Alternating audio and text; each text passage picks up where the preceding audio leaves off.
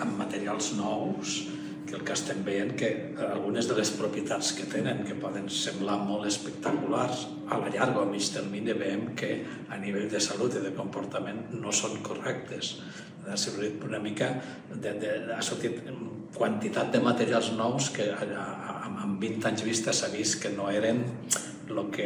que semblaven, tot i que poden tenir unes característiques brutals. Doncs la pintura plàstica ja va ser, això se pot rentar, no sé què, i estem veient que la pintura plàstica no, perquè no transpira, no sé què. Aquestes característiques dels materials nous és el que ha fet enfrontar una mica amb les característiques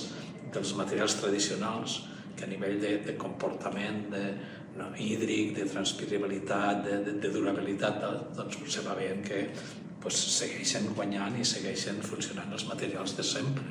evolucionats tècnicament i amb solucions constructives enginyoses o noves, però els materials segueixen sent els mateixos.